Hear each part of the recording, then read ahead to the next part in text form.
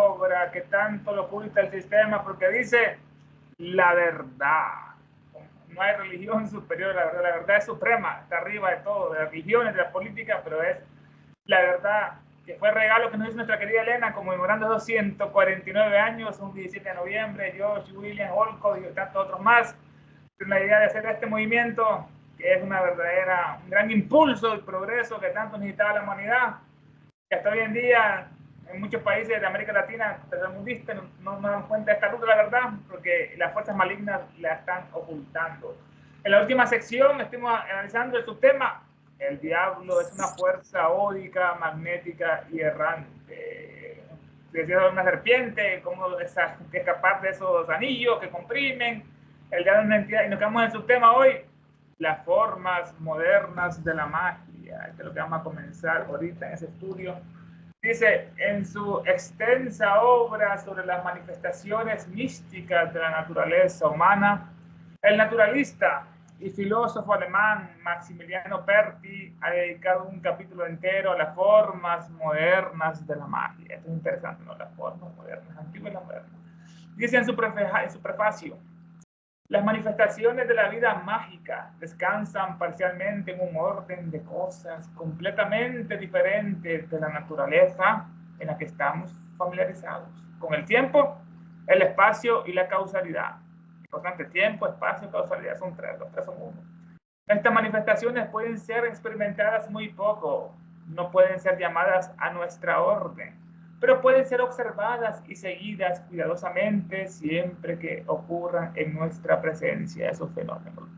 Solo podemos agruparlas por analogía, bajo ciertas divisiones, y deducir de ellas principios y leyes generales. Importante en este caso.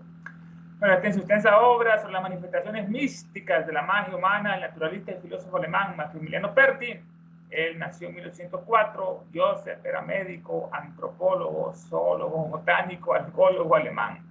Fue un apasionado del misticismo. Escribió esa obra, una extensa obra, no dice Elena, sobre las manifestaciones místicas de la naturaleza humana. El naturalista y filósofo alemán Maximiliano Perti ha dedicado un capítulo entero a las formas modernas de la magia. La magia es sabiduría, la gran ciencia. Dice en su prefacio, en la introducción, Perti: las manifestaciones de la vida mágica que estamos estudiando descansan parcialmente en un orden de cosas completamente diferentes de naturaleza de la que estamos familiarizados. Importante, con el tiempo.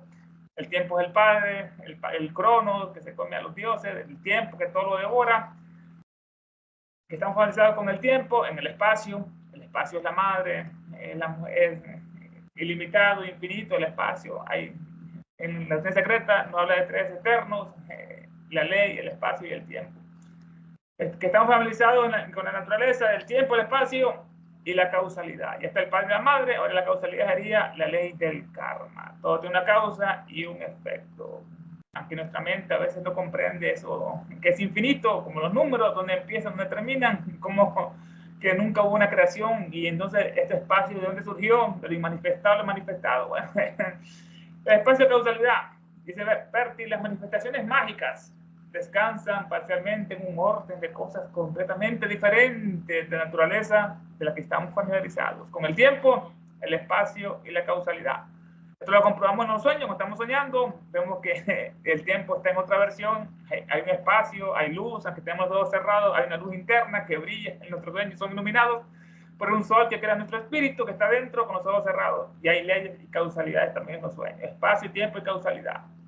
Estas manifestaciones mágicas pueden ser experimentadas muy poco, no pueden ser llamadas a nuestra orden, excepto el que fueron adeptos, la orden sí es la que se lo hace. No pueden ser llamadas a nuestra orden estas manifestaciones mágicas, pero pueden ser observadas y seguidas cuidadosamente siempre que ocurran en nuestra presencia. Importante, ¿no? Solo podemos agruparlas. Interesante, ¿no? Las levitaciones, los medios, los profetas que miran el futuro, que vaticinan, solo podemos agruparlas por analogía. Importante, la ley de las analogías. Dice esta ley: como es arriba, es abajo. Como el cielo, así es la tierra. Como adentro, es afuera. Como en la vida celular tenemos millones de células, trillones, que buscan alimento, viven, tienen amigos, se socializan con tejidos. Como adentro es afuera, hay neuronas que son las que dirigen el sistema nervioso, que se comunican por el FOHAC, por impulso eléctrico, la sinapsis, etc. Como adentro es afuera. Como fue, así es y así será. Las analogías encontrados en cosas diferentes. Elena nos hace mucha importancia que estudiamos la analogía por la intuición, por el Buddhi, y pensamos a esa intelectualidad que el sistema ofrece, esa racionalidad que es tan fría. Entonces podemos agruparla por analogía, esos fenómenos mágicos, bajo ciertas divisiones y deducir de ellas principios y leyes generales. Importante buscar los principios y las leyes que están detrás de esas manifestaciones. Dice el PDF lo siguiente: el filósofo y naturalista alemán Maximiliano Perti ha dedicado a las modernas formas de la magia un capítulo entero de su extensa obra acerca de las manifestaciones místicas de la naturaleza humana. Dice en el prefacio: las manifestaciones de la magia tienen parcial fundamento en un orden de cosas completamente distintos del que conocemos por el tiempo, el espacio y la causalidad. Estas manifestaciones apenas pueden someterse a experimentación, ni cabe provocarlas arbitrariamente, pero sí es posible observarlas con cuidado, con cuidadosa atención, siempre que ocurran en presencia nuestras, para agruparlas por analogía en determinadas clases e inducir de ellas sus leyes y principios generales. Buenos comentarios, puntos de vista sobre esta primera sección que les ha parecido acerca de las formas modernas de la magia. Son bienvenidos.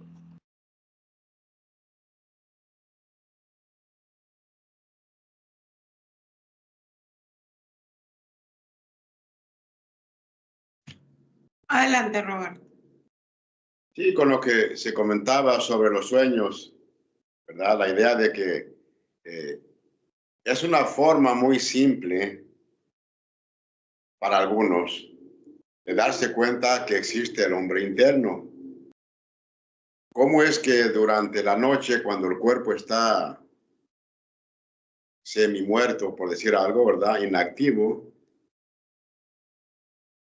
hay esta parte interna que está activa, que ve, que piensa, que conoce y que experimenta. Y claro, despertamos y decimos, fue un sueño. Pensamos que el sueño es más ilusorio que la vida que estamos experimentando.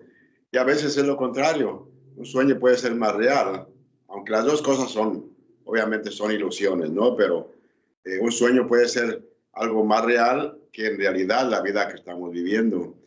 Pero a lo que iba solamente a eso, de que si uno se pone a pensar, ¿cómo es que es tan fácil comprobar que existe el hombre interno? Porque si no existiera ese hombre interno o el ser interno, ¿verdad? Para no decir hombre o mujer, el ser interno, entonces cuando el cuerpo está completamente dormido o adormecido y el cerebro, entonces no pasaría nada, ¿verdad? Porque no hay ser humano, no hay animal y no hay insecto que no sueñe, de acuerdo a Blavatsky. Cada cual tiene su propio tipo de sueños, porque todos tienen cerebro, todos tenemos cerebro. Y por ende, entonces, hay la idea de que, claro, no es que en el insecto se diga que ahí está el ser interno, ¿no? Pero es una experiencia a nivel del mundo animal, o del reino animal. En este caso, solamente ya para terminar, a lo que iba es de que ahora que lo ve uno de esa manera, que si como es tan fácil, al menos para cada uno, comprobar que el ser interno existe, diríamos, fuera del cuerpo físico, ¿verdad? No que esté fuera, pero puedo decir algo, ¿no? Cuando no depende del cuerpo físico, ahí está el ser pensante. Está pensando también, actuando. Y a lo mejor no piensa muy bien a veces, ¿verdad? Pero a veces sí piensa. Y a veces decide también el sueño. En fin, quería hacer ese comentario sobre lo que se mencionó de los sueños. ¿Alguien otro comentario? ¿Qué significa en esto que dice, descansa parcialmente en un orden de cosas completamente diferente de la naturaleza en que estamos familiarizados? Familiarizados con el tiempo, el espacio y la casualidad. Son tres tipos que toca ahí. Aunque después lo describe, ¿verdad? Muy poco se puede experimentar con estas manifestaciones. No pueden ser llamados a nuestra voluntad, sino que pueden ser observados y seguidos cuidadosamente siempre que ocurra en nuestra presencia. Siempre que ocurra en nuestra presencia. Sigue describiendo, solo podemos agruparlos por analogía bajo ciertas divisiones y deducir de ellos principios y leyes generales. Una analogía de quienes han podido traspasar lo que es el tiempo, el espacio y la casualidad. Vamos a hablar del fakir este que habla del... aquí vamos a leer de este fakir y también de lo que se dice de que Buda estaba en varios lugares al mismo tiempo y lo vieron. También se dice que Jesús también, el Maestro Jesús también hizo lo mismo, que pudo estar en varios lugares. Pero con la voluntad, ¿no? Como dice Levi, este señor Levi Tal Levi, ¿cómo se puede hacer la magia? Habla aquí, nos dice, nos da dice aquí, ¿cómo se puede? Hemos dicho que para adquirir el poder mágico, hablando de lo que es la magia en el real, son necesarias dos cosas. La primera, desprender la voluntad de toda servidumbre. Y la segunda, indispensable, ejercerla en control. Ser uno la batuta de esto. Si no hay la desprendidura de la servidumbre, el control no sirve. Absolutamente nada. ¿Alguien? Ya. Bueno, es gradual esto, ¿verdad? No es que sea completamente, porque incluso aquí dice parcialmente. O sea que gradualmente nos vamos liberando de la servidumbre, es la personalidad, ¿verdad? Está al servicio de la personalidad. Entonces, y como no nos liberamos así de un salto, de aquí a allá, es gradual la liberación, por ende, esta magia puede ser producida gradualmente. Entonces, desde este punto de vista, claro, la sabiduría, el conocimiento, la idea de lo que preguntabas hace un rato, de la palabra Kriya Shakti, ¿verdad? Es el poder del pensamiento usando la voluntad y el deseo, ¿verdad? Por eso se pueden producir, entre comillas, milagros. Aquel que está libre hasta cierto punto de la servidumbre, o sea, de su ser inferior, de la personalidad. Entonces, por eso, puede ser, por ejemplo, algunos chelas aceptados que pueden hacer algún tipo de magia o se les puede enseñar algunas cosas debido a su karma. Un adepto, no se diga, ¿verdad? Puede manejar esas cosas. Y terminando en lo que se mencionó, por eso la voz de silencio dice, ¿verdad? Que la naturaleza te abrirá las puertas de par en par y te mostrará sus tesoros si tú cumples con todo este camino, sendero de las paramitas. Entonces, y William Q. Yash dice, todo está aquí frente a tus ojos, toma lo que puedas. Eso quiere decir que lo que puedas. Teniendo sí, la capacidad y la preparación, puedes hacer que las personas vean algo que puede parecer un milagro para ellos. Claro, hay que ver para qué propósito también, ¿verdad? No se trata de lograr un propósito de poder y de fama para hacer esas cosas, ¿no? Eso es caer en la magia negra. Pero la idea de que el verdadero adepto que puede hacer estos milagros, entre comillas, es porque sabe manejar entonces primero su naturaleza y luego puede entonces, o la naturaleza, ya lo natural se pone a sus pies y por eso puede mover elementos, conoce los elementos, sabe cómo funcionan las cosas, sabe cómo funciona el mismo tiempo, no tiempo, ¿cómo se dice la temperatura, calor y frío?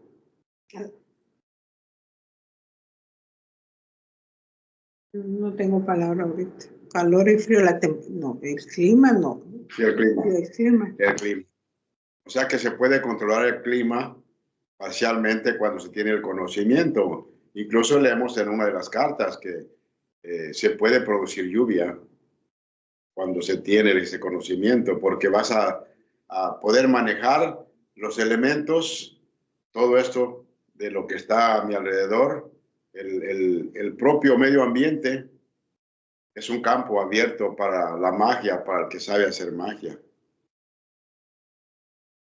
Me acordé ahorita de una batalla, creo que fue de España con otro, y que iban llegando un montón de barcos y de repente apareció una lluvia, unas tormentas, y perdieron la batalla. Bueno.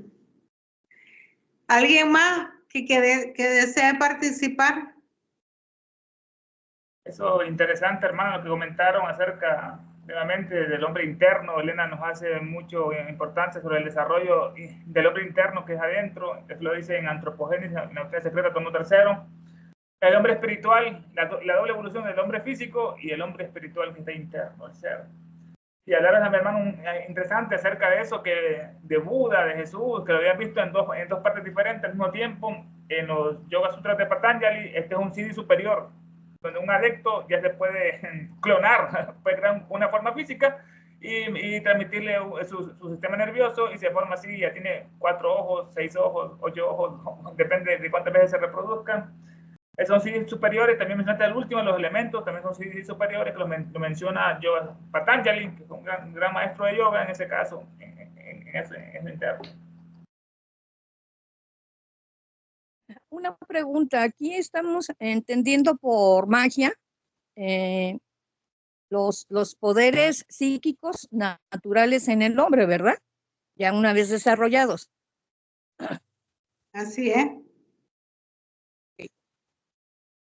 Ese es el tercer objetivo que leen en la Fundación de la Sociedad, el estudio de los poderes latentes, espirituales, latentes, que están ahí.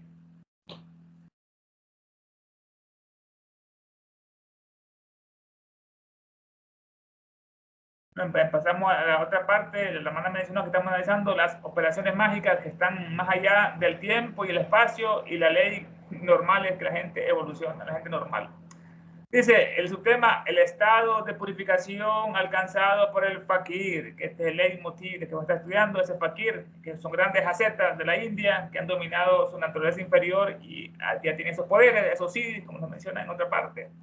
Así, para el profesor Perti, ya antes mencionado, el alcohólogo, que pertenece evidentemente a la escuela de Schopenhauer, la posibilidad y naturalidad de los fenómenos que tuvieron lugar en presencia de Kavindan Sami, que es el fakir, y que son descritos por Louis Jacoliot, el orientalista, están plenamente demostrados sobre ese principio antes analizado, ese principio mágico que está más allá del espacio y el tiempo, está en el más allá.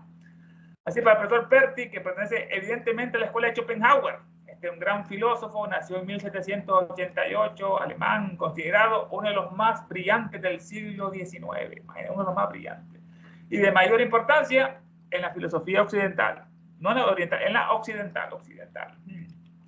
El sistema reunió Schopenhauer la teoría del conocimiento, importante, ¿no? La metafísica, que está más allá de lo físico, el conocimiento físico, y lo más allá, la metafísica, también la estética, que es la belleza, y la ética, que es la conducta, el ethos, cómo debemos comportarnos. En esos 4 pilares cardinales, puntos cardinales que Schopenhauer creó un mismo eje: conocimiento, metafísica, estética y ética, caracterizando el mundo de los fenómenos, como decía Platón, el mundo como la manifestación de una voluntad ciega e irracional, decía Schopenhauer esto. Son expresiones, todos los fenómenos que ocurren son expresiones de esa voluntad ciega e irracional. ¿Pero por qué irracional? Porque los animales, vemos que horrible que son leyes, como el animal más grande se va a comer al más chiquito. ¿Cuál Dios de amor hizo este mundo, ¿no? Que los reptiles, los cocodrilos con sus costumbres, qué horrible, ¿no? Pero decía Schopenhauer que es irracional esa voluntad hasta cierto punto, ¿no? Ciega e irracional, si vemos el mundo animal. Elena lo dice esto en Nuestra Secreta, de que no hay que ser muy evolucionado para darse cuenta que este mundo está patas arriba, que es el mal, la ignorancia quien está en este mundo. Dice Schopenhauer, lo cual sería esa manifestación que es interesante, ¿no? Que es el mundo de los fenómenos, caracterizando el mundo de los fenómenos como la manifestación de una voluntad ciega e irracional, la cual sería la esencia del mundo, o el noúmeno, o sea, la esencia del oso noúmeno. Su filosofía de Schopenhauer ha servido de puente con la filosofía oriental, el puente, el Pohar, en especial con el budismo, el taoísmo y la Vedanta, esta escuela tarchana, la Vedanta, de Adi Sankaracharya. Dicen que fue una reencarnación después de Buda, que nació como Adi Sankaracharya, Sankara. Así pues, para el profesor Perti, que pertenece evidentemente a la escuela de Schopenhauer, la posibilidad y naturalidad de los fenómenos que tuvieron lugar en presencia de Kavind Sami, el fakir, y que son descritos por Jules Jacob, el orientalista, están plenamente demostrados sobre ese principio mágico. Jacob nació en 1837, era un abogado francés que trabajó como juez en la India. Más tarde trabajó como escritor y conferenciante. Vivió varios años en la India y otras zonas de Asia. Escribió muchos libros acerca de la cultura india, incluido La leyenda de la sociedad secreta de los 9 desconocidos, ¿no? De los 9 desconocidos, como son los maestros, ¿no? Que están en esa jerarquía desconocida allá en el Shambhala, en el Agartha, en el Shangri-La. Durante su tiempo en la India, Jacob recolectó mitos de sánscritos, que más tarde los popularizó. Historia de las vírgenes y personas, la madre de Krishna, la de Bhakti, la de Buda, la Mahadeva. Historia de las vírgenes, personas y continentes desaparecidos, la Lemuria, la Atlántida que se hundieron. Afirmaba él que había unas tabletas sánscritas que contaban la historia de un continente llamado Rutas y Daitias, donde vivían los Daitias, los gigantes, hundido en el océano, ya sea en el Pacífico, la Lemuria, que es la explicación científica, la única que puede haber, que en la isla de Pascua, que está en el Pacífico, sola por miles de kilómetros, y están esas estatuas tan misteriosas, esas estatuas de Pascua. ¿Quién la construyó? Así eran los seres humanos de la tercera y la cuarta raza, los lemures y los atlantes. Y Elena lo analiza en varias partes de su obra, dicen que ellos eran bien vulgares. Solo con verle el estudio fisionómico del rostro, los de la Pascua eran bien vulgares comparado con las estatuas de Buda, gigantes, que después destruyeron los musulmanes, que mira la cara bastante santa de Buda, evolutiva comparado con estos, que eran más vulgares, de la Lemuria. Encontraron estas estatuas incluso debajo del mar. Es la explicación de que antes era un gran continente que se hundió, y solo quedaron los picos de montaña, la Polinesia, la Indonesia y todo eso era el gran continente lemuro. En la parte de atrás de las estatuas han encontrado esvásticas. Bueno, sabemos que la esvástica es un símbolo universal, ¿no? Elena no lo explica, que antes era una religión universal que estaba difundida por todo el mundo, y después se encuentra en Egipto, en México, en los mayas, en esa esvástica, que es la energía fojática del sol. Bueno, eso escribió muchos mitos sánscritos acerca de la India, continentes desaparecidos, vírgenes. Dice, bueno, en que pertenece y que son descritos por Luis Jacob, que esos fenómenos, el orientalista Jacob, están plenamente demostrados sobre ese principio mágico. Dice acá el PDF lo siguiente: tenemos por lo tanto que para el profesor Perti, afiliado sin duda a la escuela de Schopenhauer, son perfectamente posibles y naturales, por ejemplo, los fenómenos producidos por el fakir Kavind Sami y descritos por el orientalista Jacob. Esta parte. El fakir era un hombre que mediante la subyugación total de la materia de su sistema corpóreo había alcanzado ese estado de purificación en que el espíritu queda así casi liberado de su prisión y puede producir maravillas, las maravillas. El fakir Kavind Sami era un hombre, Elena no va, es cercano, que mediante la subyugación total de la materia de su sistema corpóreo, quita el velo, Elena aquí nos revela el secreto, todo lo compartía ella, mediante la subyugación total de la materia de su sistema corpóreo, había alcanzado ese estado de purificación, esas etapas, en el que el espíritu de él queda casi casi liberado de su prisión, el cuerpo, y puede producir maravillas, en este caso. Esta parte de la purificación en que el espíritu queda casi liberado de su prisión y puede producir maravillas, como sucedió con la semilla que vamos a estar analizando, que germinó rápidamente, creció esa semilla mágicamente. Dice acá el PDF lo siguiente: este fakir era un hombre que por el completo dominio de su naturaleza inferior, aquí la traducción está diferente, dice, el completo dominio de su naturaleza inferior, había llegado a purificarse hasta aquel punto en que casi del todo libre de su prisión, puede el espíritu obrar verdaderas maravillas. Y nos da a un punto, una llamada al pie de página. Este es un tema muy interesante. Platón y la ceremonia utilizada en los misterios. Pleiro, que nos dice Platón. Sobre esto dice Platón, alude a una ceremonia utilizada en los misterios, durante cuya ejecución se enseñaba al neófito que los hombres se encuentran en esta vida en una especie de prisión. Y se les enseñaban los misterios cómo escapar de ella temporalmente, de esa prisión, de ese cuerpo, ¿no? Como de costumbre, los traductores de Platón, demasiado eruditos, desfiguraron este pasaje. En parte porque no podían entenderlo, eran materialistas, tenían cerrado la intuición o el tercer ojo. Y en parte también porque no querían. Véase Fedón, un diálogo platónico, y los comentarios sobre él hechos por Henry Moore, el conocido filósofo místico y platónico. Bueno, antes de esta palabra, esto es muy interesante. Platón alude a una ceremonia utilizada en los misterios. Los misterios son consumaciones, o sea, ejecuciones, ceremonias de iniciación, expansiones de conciencia, durante las cuales se enseñaba por medios de representaciones dramáticas, como hace la masonería oriental o la occidental, mediante representaciones dramáticas, un teatro, y otros métodos se enseñaba entonces el origen de las cosas. Todo viene del espíritu Atman, del punto alaya. El origen de las cosas se explicaba y la naturaleza del espíritu humano. Es una gota del océano, es un rayo del sol. Las relaciones también se enseñaban del espíritu con el cuerpo. El espíritu debe ser el que manda al cuerpo y al cerebro. Y se enseñaba también en estas ceremonias el método de purificación importante, el método de purificación de regeneración. A una vida superior. También se enseñaban los misterios, ciencia física, medicina, leyes, música, como Orfeo, ¿no?, que encantaba la piedra, y adivinación. Estos son los verdaderos misterios. Platón alude a una ceremonia utilizando los misterios, durante cuya ejecución se enseñaba al neófito que los hombres se encuentran en esta vida terrenal, ¿no?, en una especie de prisión en el cuerpo.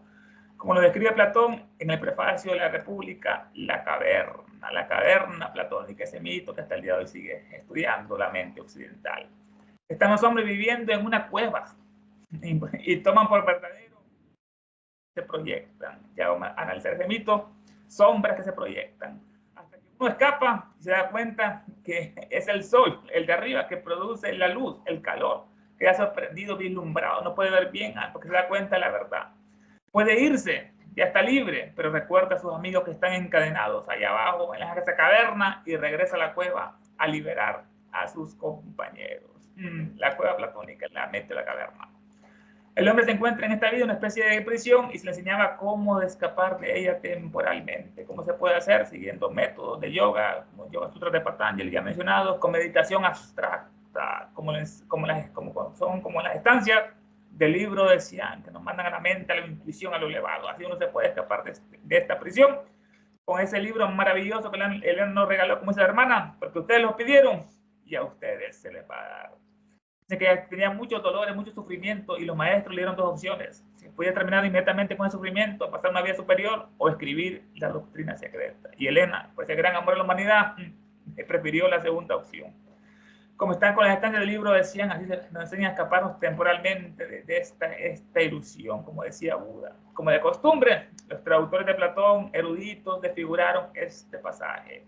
En parte porque no podían entenderlo. Su mente estaba cerrada, y en parte porque no querían hacerlo. Véase sobre Fedón, en este caso es este diálogo platónico, Fedón, o sobre el alma. Diálogo platónico que se ambienta en las últimas horas de vida de Sócrates antes de ser ejecutado. Como como estaba despertando las mentes de los jóvenes, le encantaba hablar, lo acusaron de que estaba introduciendo falsos dioses, otros dioses extranjeros, que no creían en la divinidad de esta y que estaba corrompiendo a los jóvenes. Imagínense que el pobre Sócrates le hicieron un juicio, que lo escribe Platón en otro lugar, en otro diálogo, la apología de Sócrates, da su discurso, dieron la opción de que se fuera de Atenas, exiliado, pero él dijo que estaba anciano y ya no podía ir a ningún lugar y que prefería someterse al juicio de ellos, y ahí da su discurso, como lo acusaron a Nito y otras personas ahí. En las últimas horas de vida de Sócrates, también se pedomo sobre el alma antes de ser ejecutado el pobre Platón, el pobre Sócrates. Platón expone en este diálogo la teoría de las formas que estamos hablando. Todo tiene forma, ¿no? En este mundo manifestado, la forma del gato, del árbol, del humano, del sol, todo tiene una forma. También la teoría de la reminiscencia, que es recordar las vidas anteriores, el recuerdo, la reminiscencia. Cuando el alma se purifica, empieza a recordar sus vidas anteriores, tiene las visiones de la vida. Y también se pone en esta obra la teoría de la metempsicosis, enseñada antes por Pitágoras, que fue también maestro, los pitagóricos, que enseñaban la metempsicosis, que es cuando los animales se transmiten su alma de un animal a otro, hasta que llegan y se gradúan del reino animal y entran al reino humano, y entonces ahí se acaba la metempsicosis y comienzan las reencarnaciones, metempsicosis. Teorías son como elementos que Platón estudia en su diálogo como una discusión sobre la inmortalidad del alma. ¿Cómo sabemos que es inmortal el alma? Cuando recuerda las vidas pasadas, número uno, cuando recuerda las reminiscencias y que las formas todas estas son perecederas. El diálogo de Elis era un discípulo de Sócrates, se encuentra con el pitagórico Ecrates, y Fedón le narra lo sucedido en las últimas horas de vida del maestro Sócrates y lo que se habló en esa ocasión. Al final dice Sócrates, dele un gallo a Apolo. Ese era un signo de que se iba a curar, pues supuestamente la muerte es la curación de la vida, esta vida que es una enfermedad, decía más o menos Sócrates en sus últimas palabras. Dice acá el comentario en el PDF, vamos al pie de página, dice Platón alude a una ceremonia de los misterios en que se le enseñaba a los neófitos que el hombre está en esta vida como en una cárcel y se le declaraban los medios a propósito para escapar temporalmente de ella. Según costumbre, los eruditos traductores desfiguraron este pasaje porque en parte no pueden y en parte no quieren comprenderlo. Véase Fedón, los comentarios del famoso místico platónico Enrique More. Enrique More, él nació en 1614, es un filósofo inglés de la escuela de Cambridge, 1600. Estuvo fascinado con el neoplatonismo, con Plotino, con Porfirio, con Jámblico, el Teurgo, estuvo fascinado con el neoplatonismo, fascinación que nunca le abandonaría. Representó el lado teosófico de la escuela de Cambridge. Dice, para hacer la obra de Sin Velo, que fue inspirada por los maestros, dicen que el espectro del alma o el espíritu de Enrique More estaba en el plano astral y él venía a decirle ciertos párrafos de la obra y la despertaba en la madrugada porque él tenía otro tiempo, la Elena, a escribir esta obra. Ahora, hermano, les voy a presentar aquí una imagen de la caverna platónica, ya la vamos a ver, pero esto es muy importante, la vamos a compartir, ahí me dicen si la pueden ver. Ahorita vamos a compartir la caverna platónica. Esto es lo que hace muy célebre, no sé si la miran ahí, hermanos, esa imagen.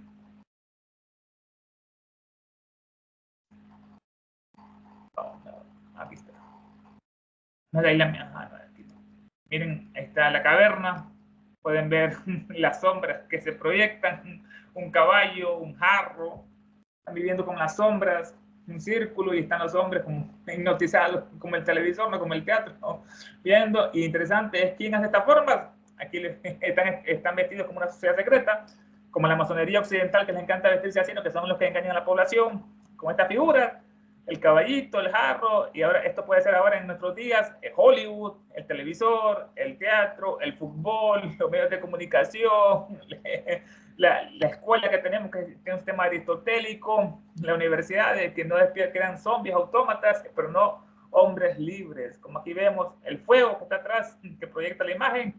Miren acá, ya están acercándose acerca de la salida, se dan cuenta, y el hombre liberado, en este caso Platón, Helena, cualquiera de estos grandes se da cuenta de la realidad, miran la verdad y miran la caverna, todo el gran engaño de la masonería, ¿no? Que son los que dirigen todo esto, los masones que están dirigidos por judíos, por sionistas, etcétera, que son los que controlan Estados Unidos, que controlan Israel, estos judíos, que son el pueblo maldito, ¿no? el pueblo de Satán, pues con ese, quebraron ese demonio que los engañó a Jehová, ¿no? Que pedía sangre y muerte y guerra. Y lo sigue pidiendo el día de hoy a ese pueblo. Entonces, hermano, comentarios sobre esta parte, hermano, ¿qué les parece este mito que es muy celebrado de la caverna de Platón? No sé qué les parece, hermano. Yo nomás puedo comentar algo rápido, si no hay alguien más por ahí. La otra vez estaba viendo un video.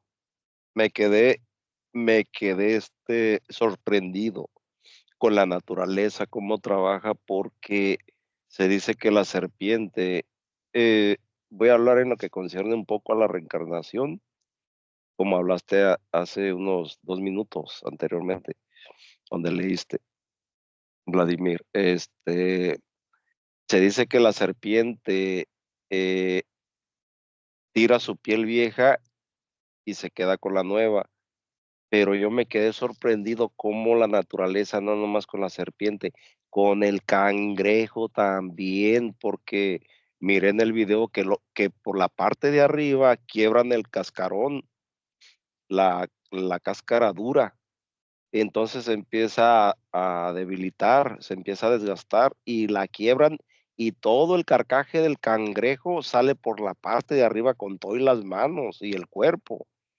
Y me quedé sorprendido que las maravillas de la naturaleza, fíjense qué analogía nos brinda para poder estudiar ahora con otros lentes, ¿no? Todo eso. Es todo, gracias. Lo que quería comentar.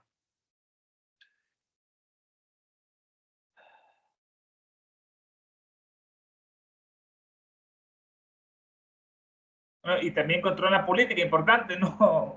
Bolívar, Benito Juárez, Washington, Jefferson, Napoleón, José Martí, todos eran masones ocultos, como hoy en día lo fue Fidel Castro, como fueron los líderes, los presidentes de estos lugares de Europa y América, y así engañan a la gente con la izquierda y la derecha, que se peleen ellos ahí, se maten, y arriba son la misma élite oculta, izquierda y derecha son masones ocultos, como hoy en día pasa con Milei en Argentina, con todos estos presidentes que hay hoy en día, son masones ocultos.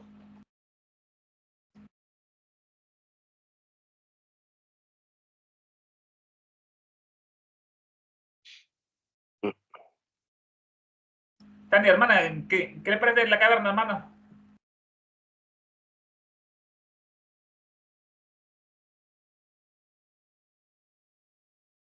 ¿Esto de dónde dices, esta foto de dónde dices que es, Vladimir? De los masones. Sí, ahí lo ves, mira, estaban en los tiempos también de Grecia, porque es una fraternidad muy antigua. La ves aquí, Ok. su vestimenta, lo ves de cómo se usan en las logias masónicas, usan ahí estas chicas, usan esto en la cabeza, se esconden con estas capuchas, como los católicos hicieron otra. Los jesuitas también se visten así, son otras sociedades que están detrás de esta, son tentáculos todos estos hermanos de un mismo pulpo, pues, que está en la droga. Como el Ku Klux Klan, cabrón, como el Ku Klux Klan. Otro, exactamente, el Ku Klux Klan es otro de esos tentáculos, un poco más racista, que están detrás de la droga. Porque hay droga en todas partes, hermano. Porque eso quiere la masonería, porque eso quiere la judería, para que la gente se drogue, use cocaína, heroína, destruye sus neuronas y quedan como zombies, como el fentanilo en las calles hoy en día. Y así ellos nunca van a despertar y van a ser esclavos. Manos de obra barata, energía, para que sacrificios para ese demonio que ellos celebran a Jehová o el Alá de los árabes. La masonería, eso lo van a hacer más profundamente, hermano, en el tomo 4 de esta obra, casi nadie la lee, la ocultan, porque dice la verdad acerca de la masonería, cómo fue degenerada, cómo fue totalmente penetrada por los hermanos sombra, por los oscurati, por esto que hemos mencionado, jesuitas, judíos, sionistas, Mossad, CIA, etcétera, que son los que están detrás de este mundo de engaño.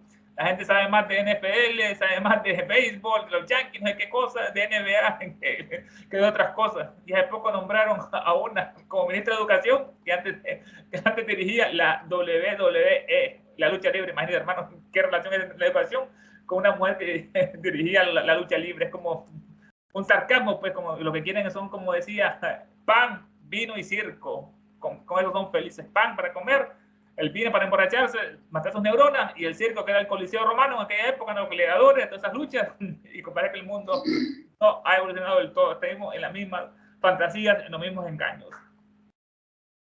Adelante, Roberto. Entonces, esta parte que leímos del Fajir, ¿verdad? que tiene el dominio de su naturaleza inferior y que ha llegado a purificarse, ¿verdad? Entonces, es lo que aprendemos a través del estudio teosófico,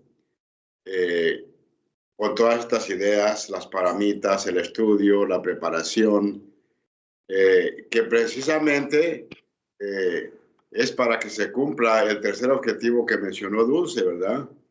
De esos poderes latentes en el ser humano, y que no hay ser humano que no pueda lograr eso, como se describe aquí el fakir, usando obviamente el poder, ese gran poder de la voluntad que tenemos, ¿verdad? Y obviamente es una voluntad donde se va a dejar lo personal completamente al lado, ¿verdad? Porque si ya se tiene esta naturaleza inferior en jaque, o gradualmente, ¿no? Como mencioné, a cualquier nivel que se tenga en jaque, a ese nivel se pueden lograr estas cosas. Y hace un rato que estábamos observando una de las Saktis, ¿verdad? Y vale la pena mencionarlas ahorita. No voy a leer toda la descripción de las Saktis, solamente diríamos lo que significan.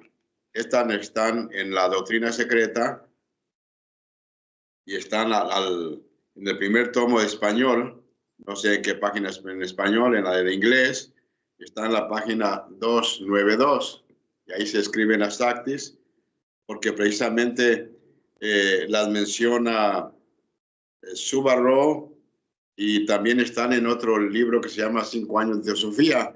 No sé si, no creo que está ese libro completamente traducido al español. Hay artículos de eso traducidos al español. Aquí en la logia tenemos un libro donde se publicó ese artículo de los 12 signos del zodíaco de Subarro, y ahí se mencionan estas Saktis, que son los poderes o fuerzas de la naturaleza, tanto en la naturaleza como en el ser humano, que es el tercer objetivo, de despertar esos poderes psíquicos latentes en el ser humano. Entonces, así nada más lo más importante de cada uno. El primero, aquí en la enumeración, el primero es para Sakti. Para, sabemos que es algo que se menciona más allá, ¿verdad? Como para Brahman, para esto es, o sea, es lo grande, lo universal, lo supremo. Sakti es fuerza o poder, y es la primera que se menciona. Y le llama la fuerza suprema o poder. Y ya no voy a decir más porque no me tardo mucho. El número 2 le llama Jnana Sakti. Este es el poder del intelecto, pero no el intelecto personal, ¿verdad? Es la real sabiduría o el real conocimiento, ¿verdad? Y dice que en este caso hay dos aspectos: el poder de la memoria y usando el poder de la mente para interpretar ciertas sensaciones. Ese es el número 2. El número 3, llegamos a algo que preguntaba Tania, es el Kriya Sakti. Y este es el que se está usando aquí en este caso de este fakir, teniendo conocimiento de estos dos anteriores. Porque ahora el fakir está usando Kriya Sakti, que es el poder misterioso del pensamiento, usando la voluntad y el deseo. Y un enfoque, diríamos, directamente en lo que quiere producir. Por eso, este fakir, vamos a ver lo que fue capaz de hacer, ¿verdad? Para no darles el secreto de lo que sigue. Luego el siguiente, y por eso dice, también el yogi generalmente hace sus maravillas a través de Icha Sakti y Kriya Sakti. Entonces, Icha Sakti fue una de las anteriores que no les dije, que Icha Sakti es el poder de la voluntad, así sencillamente. El poder de la voluntad, y Kriya Sakti es la voluntad sobre el pensamiento. Aquí Icha Sakti, Kriya Sakti, entonces es el poder del pensamiento. Y por eso dice, el yogi generalmente hace sus maravillas a través de Icha Sakti, que es la voluntad, como mencionaste, Tania, la voluntad que soberana, y entonces Icha Sakti, que es, llámenle de verdad, Icha Sakti y Kriya Sakti, perdón, el poder de la voluntad sobre el pensamiento. El último, en este caso, bueno, no es el último, perdón, es el número 5, menciona a Kundalini Sakti, ¿verdad? Porque Kundalini es uno de las 7 fuerzas. Se habla mucho de Kundalini, pero es solamente, es una parte de todos los poderes. Y Kundalini es el poder de la fuerza que se mueve en una forma de serpentina, gracias, que tiene que ver con la electricidad, el magnetismo y todo eso, ¿verdad? Como ustedes han leído. Ese es el 5. El 6 es el Mantrika Sakti. Obviamente tiene que ver con los mantras, porque tiene que ver, esa es la fuerza o el poder de la letra, el habla y de la música. Por ende, los mantras, ¿verdad? Cuando los hace un ser que sabe, como este fakir, diríamos, esto podríamos decir que es un mantra, el hecho que se concentró y puede hacer parecer maravillas o milagros a través de Mantrika Sakti, el mantra, ¿verdad? Ya la última no dice solamente, bueno, la última hace síntesis de estas fuerzas. Y la síntesis es Daivi Prakriti, que a veces también le llaman la luz de Logos. En este caso es la síntesis o la séptima de las fuerzas o poderes del universo, que en realidad sintetiza todo y por eso se le llama la luz de Logos, Daivi o Daivi Prakriti. Por eso dice Prakriti. Entonces, es interesante ver esto basado en lo que este yogi, una vez que ha dominado su naturaleza inferior, puede producir este tipo de milagros. Gracias. ¿Alguien más? Dulce, por favor. Sí, yo tengo una pregunta. Esto de las Saktis, ¿tienes que desarrollarlas todas para poder pasar al nirvana? ¿O puedes alcanzarlo a través del desarrollo de alguna de ellas? Bueno, hay formas de alcanzar nirvana. El nirvana, cuando se alcanza de la forma que tú estás explicando, es para alcanzar el nirvana conscientemente.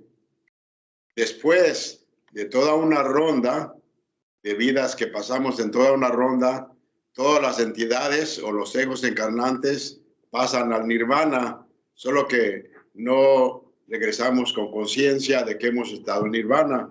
Por eso Blavatsky en una parte de la doctrina secreta menciona, si tan solo supieran que han sido nirvanos o nirvanís. Entonces, de la forma que tú lo preguntas, me imagino es de que sí, claro, esto se tiene que lograr gradualmente, conscientemente, pero de todas maneras vamos a pasar a nirvana, solamente que vamos ganando ese estado de conciencia gradual, ¿verdad? Yo creo que es como ir despertando gradualmente. Entonces sí tienes que desarrollar todas. Es que no puedes desarrollar una sin que se desarrolle parte de la otra. O sea que si desarrollas, aunque desarrolles unas más, van incluidas parte de las otras. Y claro, yo creo que tu respuesta es que sí, de acuerdo a lo que tú preguntas, sí.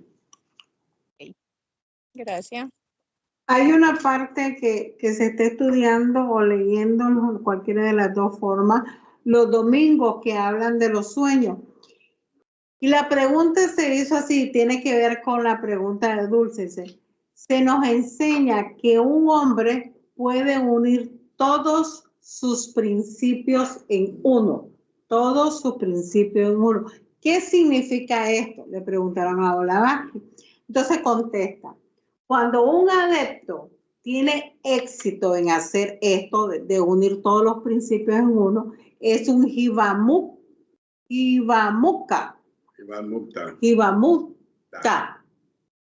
Ya no es de esta tierra virtualmente y se convierte en un nirvaní que puede entrar en samadhi a voluntad. Los adeptos son generalmente clasificados por el número de principios. Ojo al Cristo. Los adeptos son generalmente clasificados por el número de principios que tienen bajo su control. Ahí no está diciendo que los tiene todos. Dice, clasificados por el número de principios que tienen bajo su control perfecto.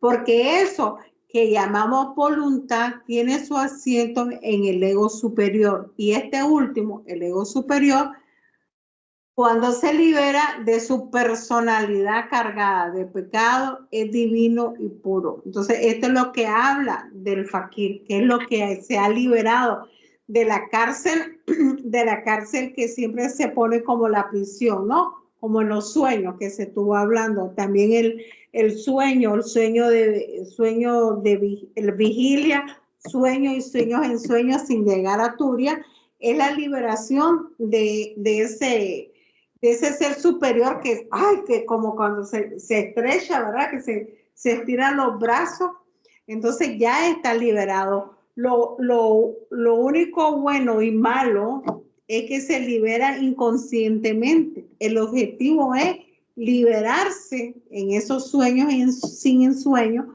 conscientemente.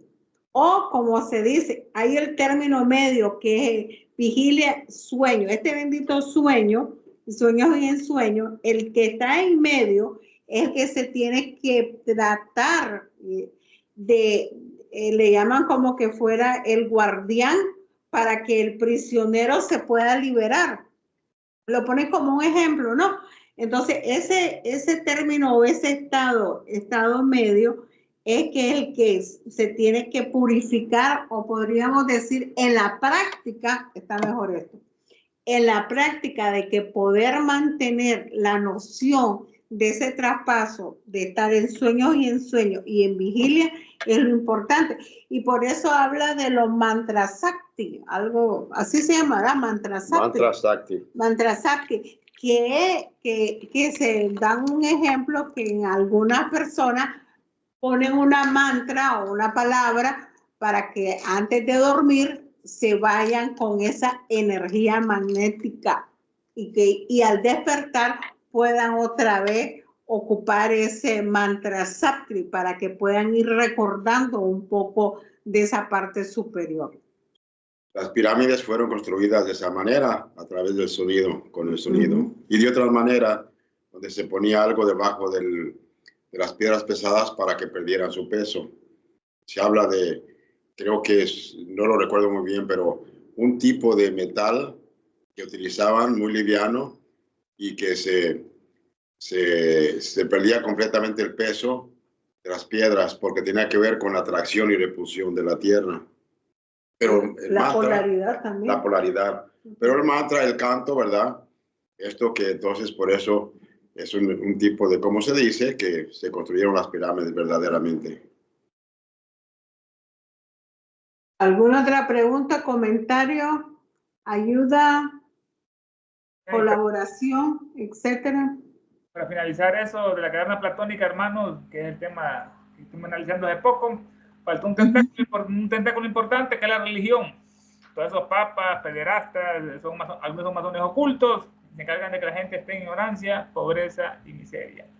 Y la sociedad teosófica, que tanto le costó a nuestra Elena, ha sido penetrada también por masones. Ese Tim Boy es un masón cucarachón, igual que es Enrique Rey. Vean unas tonteras que habla Martín Leiderman, uno que vive allá en Crotona, que habla unas tonterías, que son judíos ocultos que están infiltrados en estos movimientos para que la gente no conozca la verdad. Es bueno saber las Shakti, estos grandes poderes, crías Shakti, superior, que es el poder sagrado, pero también debemos saber qué pasa en el mundo político, económico y social que estamos viviendo, y por eso Elena tenía los pies bien en la tierra y nos lo explica en este tramo cuarto, hermanos, que lo pueden estudiar.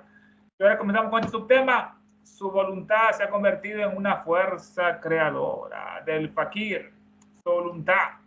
Más aún, un simple deseo suyo se ha convertido en una fuerza creadora y puede dominar los elementos, otro sí importante, dominar los elementos y los poderes de la naturaleza. Su cuerpo ya no es un impedimento para él, para el fakir. Por eso puede conversar de espíritu a espíritu y de aliento a aliento. Su voluntad, bueno, la voluntad, la muchas veces, es el primero de todos los poderes. La voluntad, la voluntad. Decía Paracelso que la voluntad determinada es el principio de todas las operaciones mágicas. La voluntad para todo. La voluntad. El hombre debe desarrollar la voluntad de una manera inimaginable. Hemos hablado en otros casos acerca de Gandhi, cómo desarrolló su voluntad, liberó la India, esa gran potencia británica, sin armas, lo logró Gandhi, pero lo oculta muchos sistemas. Y en el sentido opuesto, Hitler, el otro, que también estudiaba teosofía, como logró siendo de Austria, se hizo presidente, canciller de Alemania. Imagínense la historia, algo decía de verdad, pero después fue mal interpretado, mal seguido. Su voluntad, la del fakir, más aún, un simple deseo suyo se ha convertido en una fuerza creadora. O sea, sus caprichos, esto es lo que hacen los adeptos, tienen esa voluntad.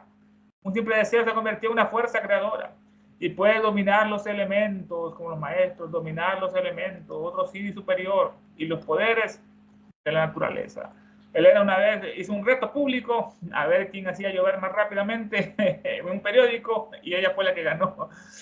Comenzaban a decir el ritual y ella hacía y llovió rápidamente más de los otros concursantes que se atrevieron, osaron a desafiarla, perdieron. El fakir puede dominar los elementos y los poderes de la naturaleza. Su cuerpo físico ya no es impedimento para él. Por eso puede conversar de espíritu a espíritu, de Atman a Atman y de aliento a aliento. El aliento es importante. El aliento necesita un cuerpo. El aliento ocupa un cuerpo de deseo. El aliento ocupa una mente para dotar el universo. El aliento es la estancia tercera dentro. Pueden decir el aliento. Alentar con su propia prana la vida en otras cosas, en otros seres. Ya pueden alentar su propia vida. Decía el Julio César, divide y vencerás. Después Napoleón dice, no, me dividiré y venceré. Alentar con su propia prana la vida en otras cosas o seres. Dice acá el PDF en esta traducción, volvemos aquí al texto. Nos quedamos en Platón, más arriba que está. Su voluntad del fakir y aún su solo anhelo eran potencia creadora capaz de gobernar los elementos y fuerzas de la naturaleza. El cuerpo no le servía ya de estorbo para hablar de espíritu a espíritu y alentar de vida a vida. Aquí la traducción es un poco diferente, alentar de vida a vida. Como en su tema, hermano, la semilla mágica que crece rápidamente en las manos del fakir, porque concentró en la casa en ella. Bajo sus palmas extendidas del fakir, una semilla desconocida para él, pues fue Yakovlev, el orientalista, y la que lo eligió al azar esa semilla entre una variedad de semillas de una bolsa y la ha plantado él mismo, la plantó él mismo el fakir después de marcarla en una maceta. Terminará instantáneamente y se abrirá camino a través del suelo, instantáneamente, imagínense eso. Bajo sus palmas extendidas una semilla desconocida para él, pues Yakovlev, lo mencionamos que el abogado aquel, escribió muchos libros de sánscrito, especialmente es muy interesante la sociedad secreta de los 9 desconocidos. Yakovlev que eligió la semilla al azar, entre una variedad de semillas de una bolsa y la plantó él mismo, el fakir o Yakovlev, después de marcarle en una maceta. Terminará instantáneamente y se abrirá camino a través del suelo, desarrollándose en menos de 2 horas hasta alcanzar un tamaño y una altura, la semilla que quizás en circunstancias ordinarias requerirán varios días o semanas. Crece milagrosamente bajo los propios ojos del perplejo experimentador de Yakovlev, ¿no? Te quedo perplejo, confundido, ¿cómo fue eso? Y trastorna burlonamente todas las fórmulas aceptadas en botánica. ¿Cómo es posible que pase eso con esa semilla, no? Desarrollándose en menos de 2 horas hasta alcanzar un tamaño y una altura que quizás en circunstancias ordinarias que requieran varios días o semanas, la semilla. Crece milagrosamente bajo los propios ojos del perplejo, confuso, dudoso y Yakovlev, experimentador, este abogado de Tahití francés, y trastorna burlonamente todas las fórmulas aceptadas en botánica. Dice que el PDF la traducción. Este fakir, con solo extender las manos, hizo germinar una semilla, de la que brotó una planta que en menos de 2 horas creció prodigiosamente en presencia de Yakovlev. Contra todas las aceptadas leyes, fitológica, es botánica, no fitológica, hasta una altura que en circunstancias ordinarias hubiese requerido algunas semanas para que creciera. Y viene la gran pregunta que no se Elena. ¿Es esto un milagro? ¿Es esto un milagro más allá del espacio y tiempo y conocemos las leyes? ¿Es esto un milagro? De ninguna manera, no responde ella. Puede serlo tal vez, si tomamos la definición de Webster, según la cual dice que hacía el diccionario, Webster, un milagro es, decía él en su lexicógrafo, todo acontecimiento contrario a la constitución establecida y al curso de las cosas, una desviación de las leyes conocidas de la naturaleza. Según Webster, el milagro. Webster nació en 1758 en Oban, fue un gran lexicógrafo, editor, escritor, político y también editó libros de texto en Estados Unidos. Reconocido como el padre de la escolaridad y educación en Norteamérica. Sus libros de primeras letras ayudaron a aprender a leer y escribir a 5 generaciones en lo que es Estados Unidos. De ahí que su apellido se ha convertido Webster en sinónimo de diccionario Webster, a partir de la publicación de este diccionario de inglés en 1828, Webster. ¿Es esto un milagro? De ninguna manera, según lo dice en el diccionario, Elena lo busca y aquí lo comparte. Milagro, todo acontecimiento contrario a la constitución establecida y el curso de las cosas, una desviación de las leyes conocidas de la naturaleza, como la levitación que estuvimos estudiando en otras partes, los medios y los mediadores, cómo se elevan estos santos, faquires, anacoretas, etc. Dice el PDF acá de traducción, volviendo acá, bueno, dice, ciertamente es esto un milagro. ¿Fue un milagro esto? ¿Fue milagro? Ciertamente lo fuera, con arreglo a la definición de Webster, según la cual es milagro todo suceso contrario a la establecida constitución y marcha de las cosas, en pugna, en lucha con las leyes conocidas de la naturaleza. Hermano, pregunta, comentario sobre esto, hermano, de la semilla, no sé qué les pareció, hermano, tienen un comentario, pregunta. Ok, ¿por qué el fakir pudo desarrollar la semilla sin saber de qué constitución era la semilla? Directamente para ti, porque no veo a nadie más. O Dulce.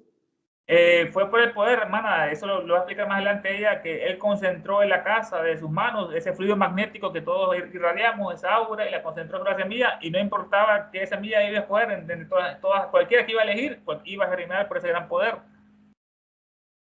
Ok. Si tenemos en cuenta... Es como si, perdón. Adelante, Dulce.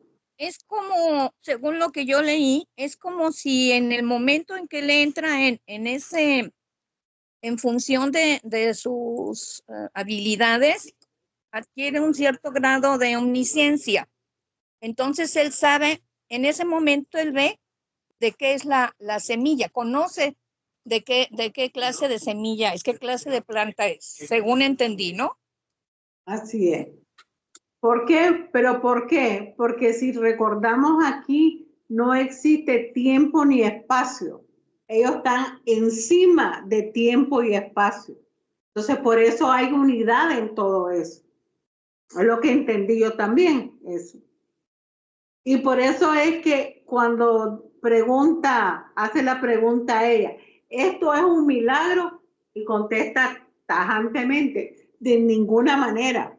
¿Por qué? Porque las personas, así como este fakir que conocen la naturaleza, pues utilizan los medios adecuados que están enfrente de ellos para hacer las necesidades que están aquí. Entonces no es un milagro como lo entienden, sino son sus logros al conocimiento de la propia naturaleza.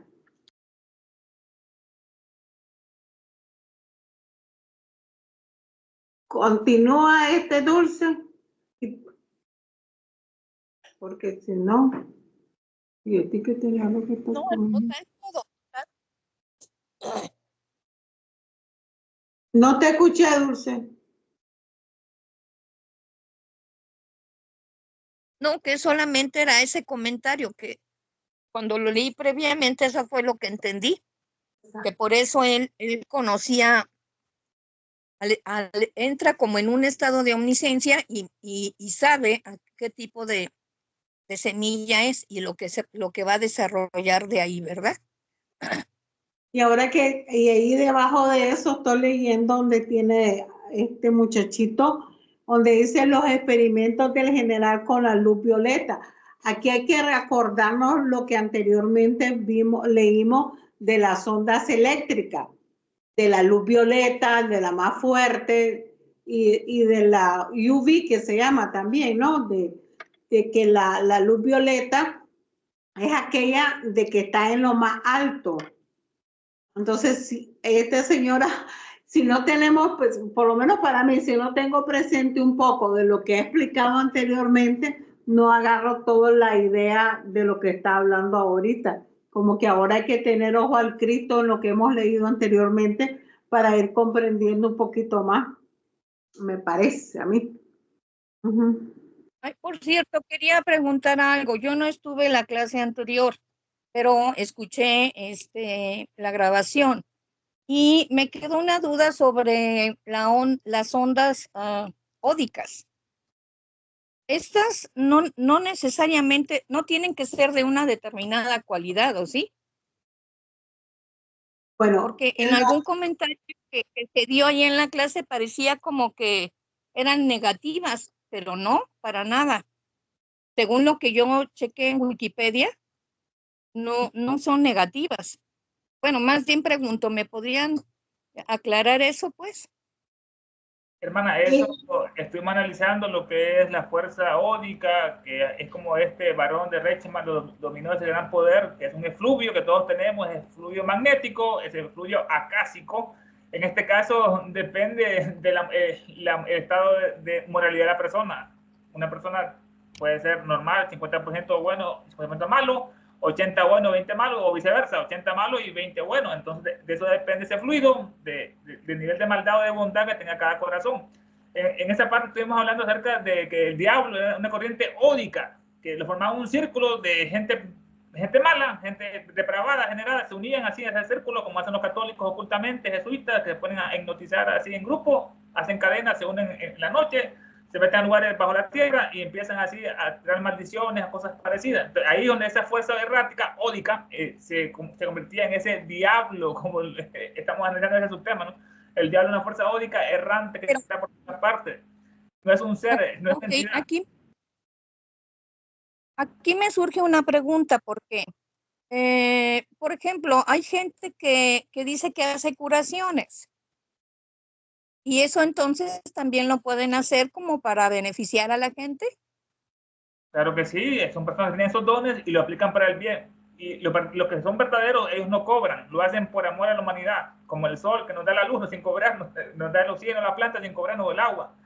Esas son sí también de personas que tienen esos dones, que son puros y ellos lo ayudan a la gente, pero no les cobran ni les engañan, como es la gran cantidad de errores que ha habido en estos pastores evangélicos que llevan a personas pagadas para actuar, que eran paralíticos y que un pastor de estos pícaros lo hace caminar, eso lo hacen fingido. Pero la mayoría, sí existe ese don en las personas, hermano, pero no es el que nos muestra ahí Cash Luna, que nos muestra lo... ¿Esa fuerza es de origen astral? Es una fuerza, hermana, magnética, que es nuestra aura, que lo tienen todos los seres humanos, también los animales, incluso nos dice hasta las cosas tienen un aura en esto. Es un aura acásica, que viene al principio fundamental de la casa. El astral es el segundo plano bueno, a eso me refería al llamarle astral. No es tanto del plano físico, sino más bien del plano astral, ¿no? No, un ejemplo, permítame, Ernesto, un ejemplo, en México, si tú te vas un lunes al metro, ahí vas a encontrar esa fuerza ódica que se está hablando. Y vas a encontrar que la gente está histérica, otra que está apurada, otra que está, porque está muy concurrido ahí. Entonces, esa energía ódica es la energía, como podríamos decir, como circular, que si tú entras en esa, pues te contamina, no te contamina, sí te contamina, te lleva a ese mismo remolino, esa es la palabra. La fuerza ódica es como un remolino, que si tú entras, pues como un remolino de agua, pues te lleva. Pero un ejemplo es eso, si tú te vas, por ejemplo, al metro un lunes a las 7 de la mañana, donde está la concurrencia más grande, ahí vas a encontrar esa fuerza. No sé si ese ejemplo es bueno para ti. Adelante, Ernesto, disculpa que te interrumpí. No, no te preocupes, hermana. Aquí está, hermana, el subtema, el diablo es una fuerza ódica, magnética, errante. Lo que tú preguntabas, el diablo no es una entidad, no es un coludo, un cachudo, como la barba de Lenin. El diablo no es una entidad, es una fuerza errante, como el judío errante, como su nombre lo indica. Una corriente ódica, una palabra, ódica o magnética. Ódica o magnética formada por una cadena. La cadena son estas personas malas que se unen para orar, se agarran la mano por una cadena y cierran la cadena, hacen un círculo, por una cadena, un círculo de voluntades perniciosas, esa es la palabra clave, voluntades malas, depravadas, malignas, degeneradas. En el caso contrario, el benefactor son personas buenas que se unen y ahí curan a las personas porque son personas que tienen más ayuda a la humanidad, son más morales. Dice, bueno, una cadena de voluntades perniciosas debe crear este espíritu maligno, que el Evangelio llama legión, que se fue a la piara de cerdo cuando Jesús le quitó a ese endemoniado, le quitó legión, no queremos salir, somos legión. Y después se fueron por el poder de él a los cerdos que cayeron del precipicio. Esa es otra alegoría de este evangelio que nos muestra cómo las naturalezas bajas, son vulgares, que no tienen conocimiento, pueden ser llevadas de cabeza por los comunistas, por los católicos, por esto, pueden llevar de cabeza por las fuerzas ciegas, puestas en movimiento, que les mueve el error y el pecado, la ignorancia, la villa y el pecado. Decía Sócrates que el mal de todo, el origen del mal es la ignorancia, es la villa. Villa es sabiduría, le colocamos una A en sánscrito, es lo contrario a villa, ignorancia, villa, la cuestión de la sabiduría. Esa fue la última sesión, hermana. Muy interesante lo que preguntaste de la fuerza magnética, o sea, es un aura que todos tenemos en la casa, es el aura magnética y depende de las personas, si son puras, buenas, es un aura buena, excelente, y las malas es lo contrario. Hermanos, ¿qué les pareció el estudio esta noche? Vimos un tema muy interesante acerca de ese fakir que estaba muy purificado, las formas modernas de la magia, interesante fue la caverna platónica, Platón, el gran iniciado, y su voluntad del fakir convirtió en una fuerza creadora, y nos quedamos en la semilla que crece mágicamente. Roberto Vasco. Sobre lo que preguntaba Dulce, porque ella preguntaba que, ¿verdad? El tipo, calidad de esa fuerza ódica. Puede ser. Es un fluido vital que me imagino que tiene que ver con prana, ¿verdad? Porque tiene, obviamente, participa lo astral, lo de la luz astral, como ya se expresó, la calidad de pensamiento de la persona. Pero sí, es un agente vital que uno le da la calidad y puede ser que se refiera bastante a esa fuerza pránica.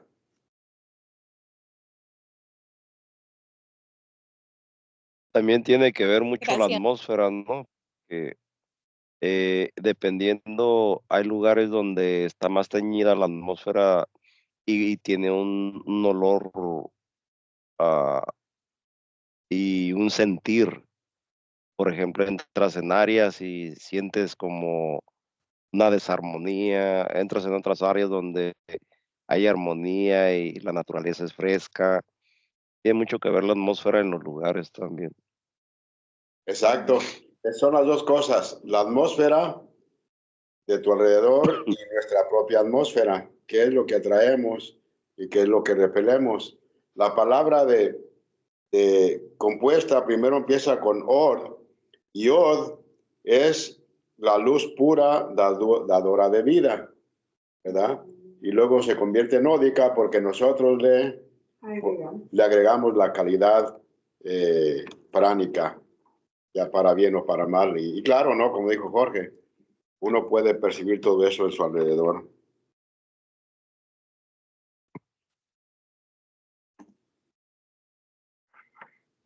Él le colocó ese nombre como Odín, la fuerza ódica, el varón Reichsbahn. Es lo mismo que hemos estudiado en los otros, como los hermanos, un fluido que emana de nosotros, especialmente por los ojos y por las manos. Pero todo ese fluido acásico está en todas partes, hermana, en el caso, animales, hasta cosas. Lo interesante sí que también nosotros tenemos esas dos fuerzas, porque hay una parte que nos dice, habla de mana superior y mana inferior. Ahí van las dos fuerzas, tanto la positiva como la negativa, pero los dos son uno en sí. Y ese es el gran misterio que existe, que tanto el superior como el inferior es uno. Entonces no nos vayamos con el sabor solo de lo negativo, también somos el lado positivo de ese rayo. Ok, algo más, don Ernesto, para que selle con broche de oro, por favor. Es un estudio bello, hermoso, único, hermanos. No hay quien le compare a nuestra querida Elena, humildemente, que escribió estos libros y nos dice, lo único suyo no son las flores, sino el ramillete que las une todas. Bellamente lo expresa Elena. Hay muchos otros que después del gran impulso que dio ella, después que se unieron con Olco y tantos otros, con George, gran impulso, y todavía lo sigue dando Elena, que sus libros son realmente inspirados. Cuando leemos Isis sin velo y lo estudiamos, o la doctrina secreta, la clave de la teosofía, nos damos cuenta de que la verdad, aquí está la verdad, como decía Platón en esa caverna, aquí está el sol que ilumina Occidente y Oriente, el sol de nuestra querida Elena. Gracias. Pasen buenas noches todos, nos vemos a la misma hora en el mismo canal la próxima semana. Buenas noches. Gracias, Dulce, Jorge, Ernesto. Buenas noches a todos, Gracias descansen a en paz. Y que te mejores, Jorge. Bueno. Dulce, no te pierdas, por favor. Dulce, no te- No, para nada. Gracias, Ernesto. Bye.